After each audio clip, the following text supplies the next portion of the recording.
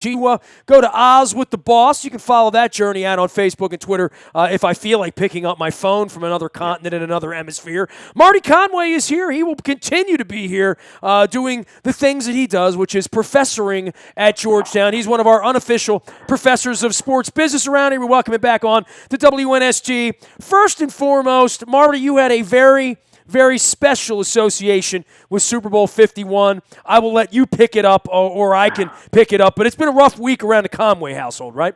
Oh, yeah. It was one of those that was, it's worse than gambling when my daughter, works for the Falcons in their digital media area and was covering in Houston, the entire week and then also covering during the game. So, when there's 3.5 minutes to go and you have the lead and the ball, I think at that point too, it sets up like, well, this might actually, be the opportunity of a lifetime. But things change, and like I said, it's if you want to compare it, it's probably worse than gambling because at that point you had $1 million on it. But the fact of the matter is, you may only get there once in a lifetime, or her lifetime, my lifetime. Well, your lifetime. I never give your background enough. You were you ran the Orioles for many years in the '80s, and then went to the Texas Rangers in business administration and VPs. Yeah. You worked for President Bush. All of that.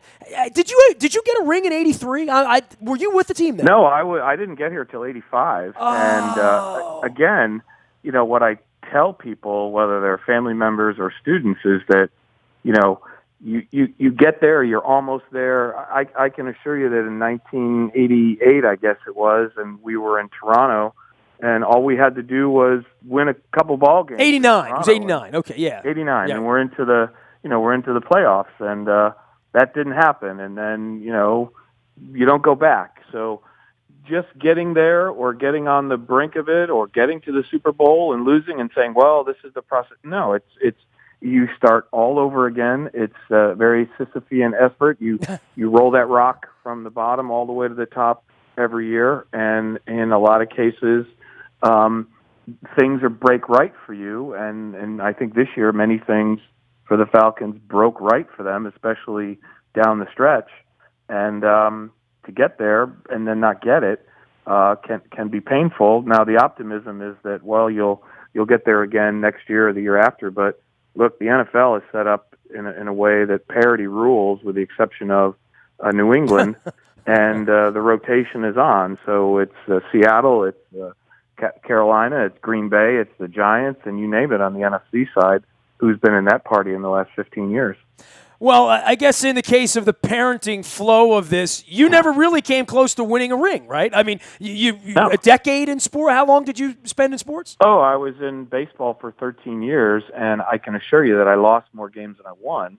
Not that matters, but, coming close in a couple of occasions where, if you even get into the playoffs, anything can happen. So, that's the nature of it. It's a wild card when it comes to that. There is no, with the exception, like I said, of New England in the last decade and a half, there really isn't a franchise out there that has, that consistently, Cleveland, et cetera. There's just a few of them that have regularly gone to the playoffs, gone to the World Series, gone to the NFC Championship, Super Bowl game, on and on. So you would like to get one, but I was feeling it, and it just didn't happen. The Patriots are interesting because it doesn't feel like they get adopted outside of New England, right? And maybe it's the cheating. Maybe somebody wears a Tom, but it's certainly not cool to have a Tom Brady jersey. You know what I mean? There's nothing fly about that, despite the fact that he's the best who's ever played. And, now at 39 years of age, the question has to come out after all the baseball stuff is, how is he doing it at 39 and no one else is? Like we all wonder about this, but for their brand,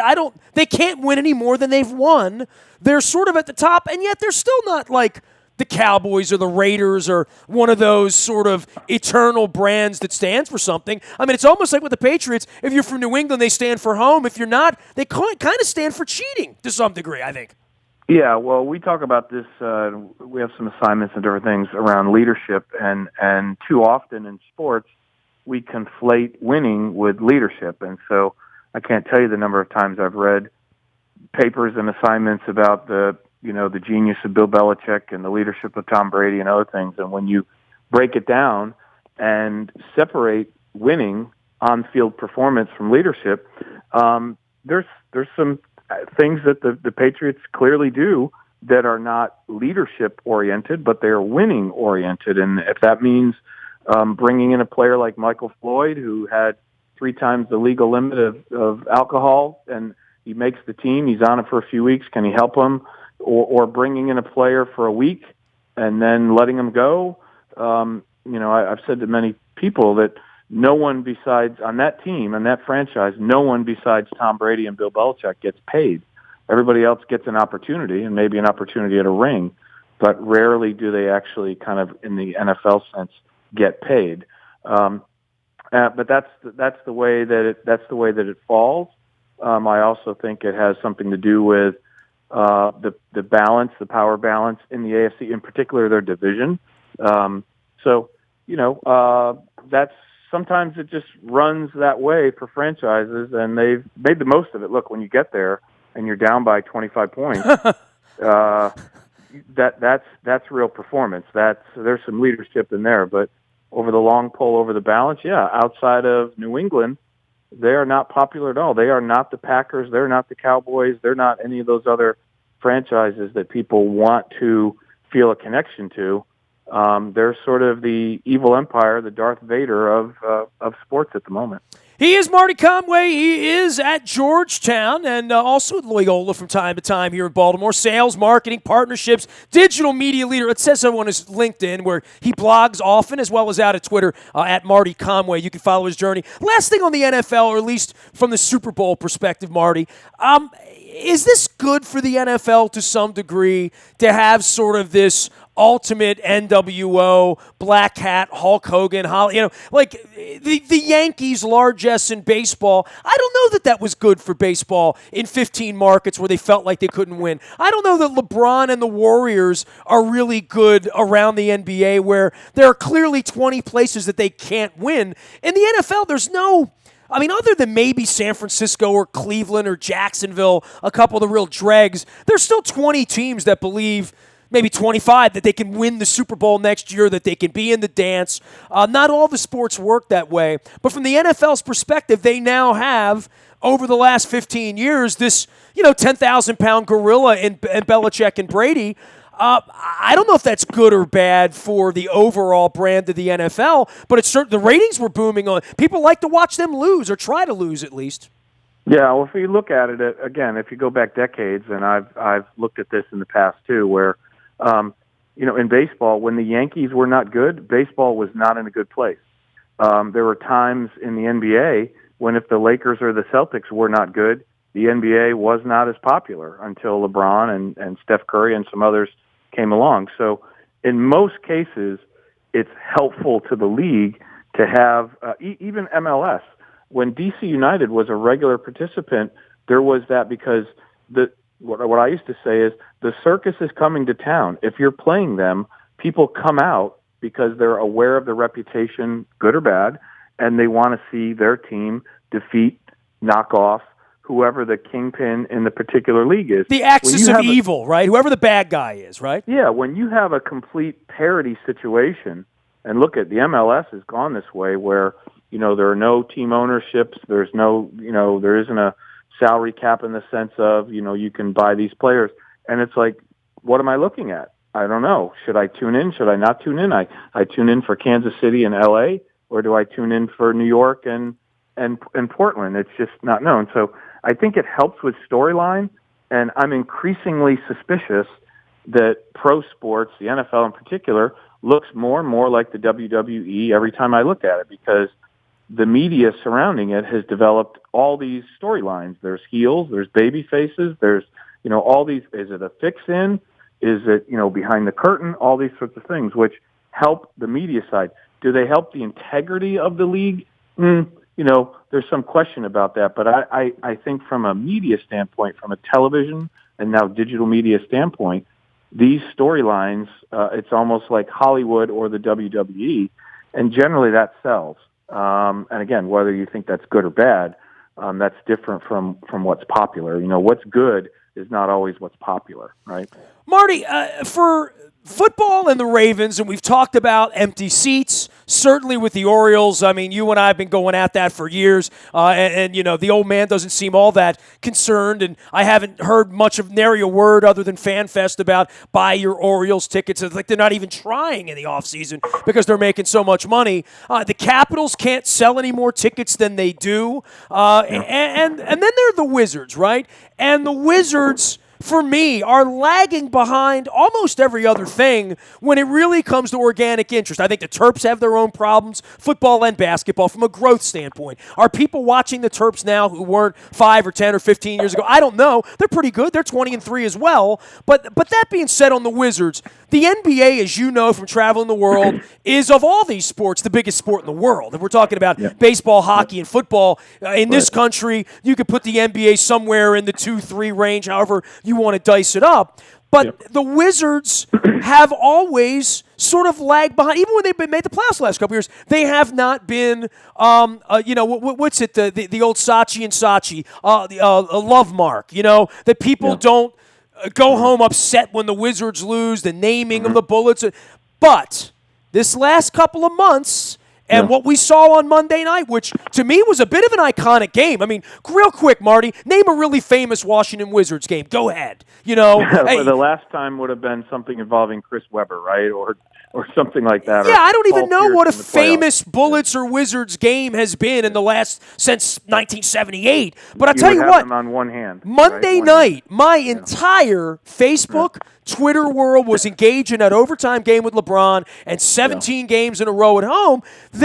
John Wall, at first, was a very good player, but I get the feeling that maybe, when that sort of thing happens, that the light is on for the franchise. And over the next 60 or 90 days, we're seeing an honest-to-God chance for the Wizards to get into people's homes who were not watching them play or haven't watched them play since maybe they were the Bullets. Yeah, and I'll give you an anecdote here in a second, but for me, and I attribute this to Scott Brooks. We had Scott come to our leadership class in September, well before training camp and anything else was going on. And when you had a chance to see him and hear him, you understand why NBA players would respond to him. His background, he's played basketball literally, Nestor, at every level from CYO to the NBA. I'm talking about the CBA. I'm talking about the World Basketball League when it was there for a nanosecond, and of course the NBA in his career. And those players look at him and say, he's been where I want to be, and so we're going to do what he wants. And he's tremendous at reaching. You look at the performances of John Wall and Bradley Beal this year. The other thing, Randy Whitman was reluctant to play Kelly Oubre. Kelly Oubre has come along and now is starting to show signs of worthy of his first-round pick. The other thing that they shared with us when they hired Scott was that Scott, in Oklahoma City, every place he had been in the NBA, he'd always had a winning record at home, and that was important to him. And his record at home in Oklahoma City, now he obviously had some great talent, but not always the case. They were young, was something like 20 or 30 games over 500 on average, 25 games on average over. So the way that he goes about reaching these players, because at the end of the day, this is a players' league, and if the players do not want to respond to the guy on the bench, then it's just not going to happen. And you know that you looked at that team like I did at the beginning of the season, and you said, they're a couple players short of even being a good team, let alone something that could, take the Cavs to overtime or be in first place. Well, in the first 6 weeks of the year, they look like a doormat. Yeah. They look like a 25-win team. Yeah, they were 2-8, and even to their, they admitted it. The folks that we work with at Georgetown are involved in the program. They admitted it. They didn't play them enough together in the preseason. They were trying to hide minutes. They were trying to keep guys from getting injured, and that was the thing. So I give a lot of credit to Scott Brooks. I think he's going to get the credit ultimately. Right now, the players are getting, rightly so, the proper credit, but he is a guy that I think when they rebuild this franchise around, the other thing is he will draw players here who want to play for him. I dare say, in a couple of years after Kevin Durant has joyous times on the West Coast.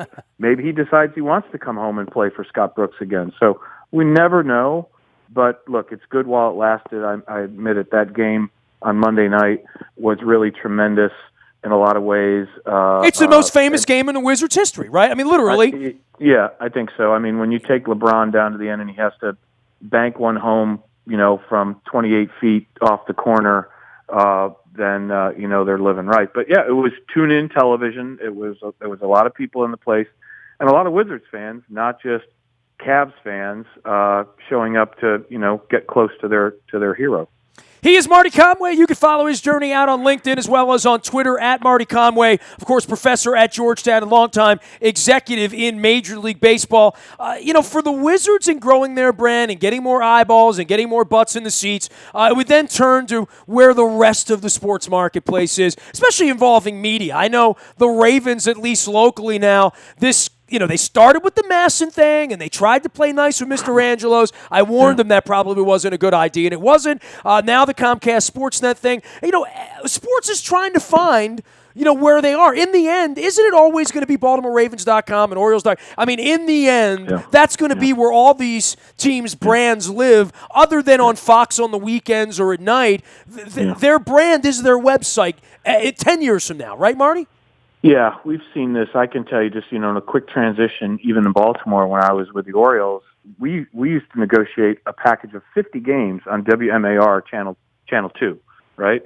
50 games on over-the-air television. And, I mean, we're not talking that long ago for that. Well, things change over time, and that package went from 50 to 30 to 20, and then eventually all the games onto Home Team Sports, which became Comcast Sportsnet and now Masson. Well, you're so old when they didn't want to show the home games because you were afraid it was going to affect the gate, right? I mean, part of that MAR thing was only 2 home games on in 1984, right? Opening day and one other game, and everything else was on the road. But the point being is, so to answer where we started here, the Ravens, are losing out. What's happening at CSN Mid-Atlantic is that the change in ownership structure with Ted Leonsis coming in and now owning essentially a third of the asset, a third of the property, they have consolidated their interest around the Wizards and the Capitals, of which makes sense. And then for them, they've chosen the Redskins because of their reach and the sales opportunity and I think just the size of the market that goes with it. So they've pulled back from any Orioles coverage. They've pulled out of any, for the moment at least now, any Ravens coverage. And so the Ravens had to turn around and find another outlet for their properties, for their preseason games, and for their other shoulder programs, those 30-minute, 1-hour shows. And they've made a deal with WGAL out of Lancaster, York, Harrisburg, which is a sister station to WBAL. They're both owned by Hearst. So that gives them a Baltimore flagship and sort of a central South Pennsylvania flagship in order to hang their shingle for games and other programming. Well, this is the hard part of being the Ravens, right? Being squeezed between Philadelphia and Washington. Yeah. Where are you going to grow? That was one of the reasons Tagliabue didn't want the Ravens in the league, right? Yeah. Yeah, no, they're working with a very confined and constricted, Pittsburgh to the left, Philadelphia to the upper right, Washington below, et cetera. And we've said this many times, they're out kicking their coverage. They're doing better, Baltimore being the 27th or 28th media market, and the Ravens being typically in the top 10 or top 12 of NFL revenues. They're clearly doing better than their market size. But this is an interesting shift. Clearly, they're going up the spine in Pennsylvania and looking for opportunity. It still begs, there's still going to be swaths around, Washington, Howard County, Montgomery County, where they may not get WBAL and may not get some programs, which brings us to the point that if today, if you're starting a franchise or you're transitioning a franchise in professional sports, I think you have to have a media strategy that's embedded in your business. If you look at, you look at the Green Bay Packers, one of the things about going up to the York Harrisburg area, it's the 41st largest media market in the country. It's actually larger. That market itself is larger than 4 other NFL markets when you look at Jacksonville and you look at Green Bay and a couple of others. So what do they have to do? Well, they have to, make more out of the fact that they've got to put 2 markets together. It's like Tampa grabbing onto Orlando, right, and trying to pull those in and creating opportunity. It's what Edward Bennett Williams and Larry Lucchino used to do around Washington, and that is, Baltimore will always be the flagship, but Washington was an important part of the periphery. So, but yes, at the end of the day, teams are going to have to take it upon themselves to produce and distribute essentially their own programming on their own network, if you will, which is their website, their mobile devices, and on, because what's happening on the media space is the Foxes and the CSNs have their own business objectives now, and they don't quite need always that sort of local programming. It's nice to have, but it just comes at such a high cost now that they've pulled back on some of these investments that they used to be in. And then there are the Orioles, who will begin spring training next week with a baseball-only network that has nothing else other than ESPN News and a couple of low-level college basketball games. And they won't even put the spring training games on for the Nationals or the Orioles. I mean, they are as unique as it comes, right? I mean, MASN is an absolute anomaly through all of these regional sports networks, mainly because it hasn't been sold to anybody else yet, right? Yeah, one of the things that's going on amongst the RSNs, the regional sports networks in baseball, there are 30 of them, is that now Fox and both Comcast and SNY in New York have announced that they'll be able to stream the games locally for free. So if you're a subscriber to cable in those areas and you get those games as part of your cable package, you'll be able to stream them over your device, your tablet, your computer. Yeah, it is annoying to me, Marty, that I pay for MASN on my television, and when I'm in Kansas City, I can't watch the Oriole game, right? Yeah, we're down to 8 teams. The Orioles and the Nats are 2 of them. The others are the Red Sox, which are also an independently owned RSN, and then the remainings are part of the AT&T network, which used to be DirecTV, and that's the Rockies and the Pirates and the Mariners, and I think there's one other somewhere, Houston. And so it remains to be seen. Yes, look, we saw this. The Super Bowl was streamed, right? We've been streaming the big events, the Daytona 500, all these other events. And the fact that here locally, the Orioles and the Nats are likely not to have, again, a streaming option when, 75% of the rest of the league has already moved that way. It's mind-blowing that I can be out to dinner, somewhere and not be able to pull my phone up and watch the game if I want to. I mean, that just seems to not make any sense if you were the team, especially if I'm paying for it already. Well, yeah, no, it definitely does. I mean, again, it's the same fight, but in a different venue about should I telecast my home games? Does it hurt my attendance? The question here is, do I stream these games? Does it hurt, people watching? But at the end of the day, consumers have already voted clearly, and that is they want what they want, when they want it, where they want it, and especially if they pay a subscription for it, they want to take it with them. So there's no more debate. I'm sure that the only question that's keeping this from happening is who pays, because to run a stream like this, for example, ESPN, most of us see ESPN programming that's streamed. Someone is paying for that, whether it's the cable operator is paying 30 cents a subscriber, something like that, or ESPN is kicking in too, because there's a technology cost. You've got to ramp up to be able to stream a baseball game for 3 hours in broadband. That costs some money to support that. So someone's going to have to pay. My hunch is that these independent teams don't have the same horsepower of relationship with the cable operators. Like CSN can just go to their Comcast cable sisters and brothers and say, we're doing it, and we'll split the cost. That's probably the issue, is who's going to pay. But at the end of the day, it's hurtful to your marketing. It's hurtful to your distribution. We're beyond it. It's not like even we're on the cusp of it. Really, we're beyond it in terms of sports and streaming and taking your device with you on the road. He is Marty Conway. He is out on LinkedIn as well as on Twitter, and you can follow him at Marty Conway, our professor of business and sports. Always great to catch up with you, man. I'm going to be taking a little respite, going to see how the rest of the world, the free world, lives, I should say, flying down under. So, when I get my hand on the boss's ankle, passing him through the pit somewhere in Brisbane, and singing "Hungry Heart" and got a wife and kids in Baltimore, Jack, I'll think of you, Marty. Yeah, would you? And if you get a message, just pass him along. I saw some of his stuff online while he was in Australia and talking about it. I just don't want him to become like the Dixie Chicks, who famously were in Europe and kind of just. So I know he has a point of view, and I want him to continue to express it. I just don't want him to be ostracized in that way. But I think this is going to be interesting. Well, they'll never let him back into North Carolina. Let's start with that, right? Yeah, I think it's going to be interesting because I think when this is done and the E Street Band, kind of goes their separate ways here for a while, I think he's going to regress.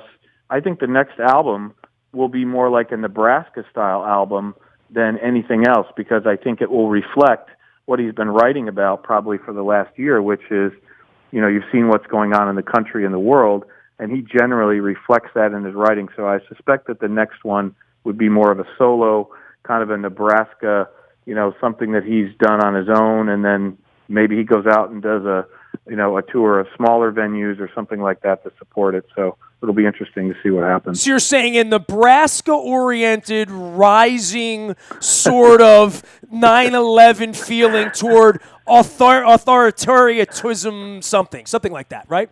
Something, yeah, somewhere in that vein of that. I remember picking up Nebraska, the album, when I was in graduate school, and thinking, I got to get there. Well, I got there the day that the album store opened, whatever, to get it. That's how old I am in terms of getting albums. And there was nobody there. It was like, we got plenty of them. So, it wasn't that popular, but it's gained its reputation over time.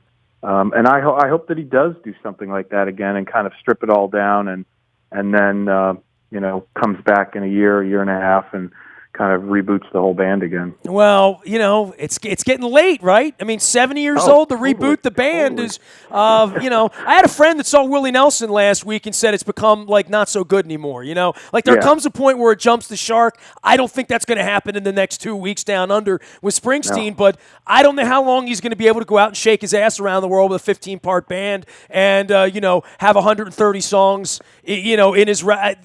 At some point, that's not going to happen anymore. So I'm glad I'm enjoying it. I will have a delicious Australian beverage in your honor. How about that? Well, maybe when Tom Brady stops playing and Bruce stops playing, we can just decide, the two of us, we're going to get into another line of work because it'll be an indication things are changing, all right? I'll have what they're having, Marty. Exactly. It's great having you on. He is Marty Conway. Right. Good seeing you, our professor of sports business down at Georgetown. You can follow his journey out on Twitter as well as at LinkedIn. One of my favorite people to have on the program, Marty Conway, who's a longtime baseball executive with the Orioles and the Rangers. You can find me out in the Bahia Toyota Audio Vault 24 hours a day from anywhere in the world on your mobile device by downloading the TuneIn Radio app. We do come in crystal clear from anywhere in the world. Our London road trip is up and happening. You can toss an email our way. You can find us on Facebook, Twitter, LinkedIn, Snapchat, Instagram, and of course our morning newspaper ships to your email inbox at 7 a.m. each and every morning, and that is powered up by Planet Fitness and PlanetFitness.com. Last but never least, breaking news happens first on the WNST Tech Service. Luke has that percolating for you the next couple of weeks. It's all brought to you by Coons Ford of Security Boulevard. Dennis Colossus is here every Thursday driving you on Wednesday this week, but Thursday beginning again next week. And you can find him over at Coons Ford of Security Boulevard where they sponsor our WNST Tech Service. I'm Nestor. This is WNST.net, AM 1570, and WNST Towson, Baltimore. And we never stop talking Baltimore sports.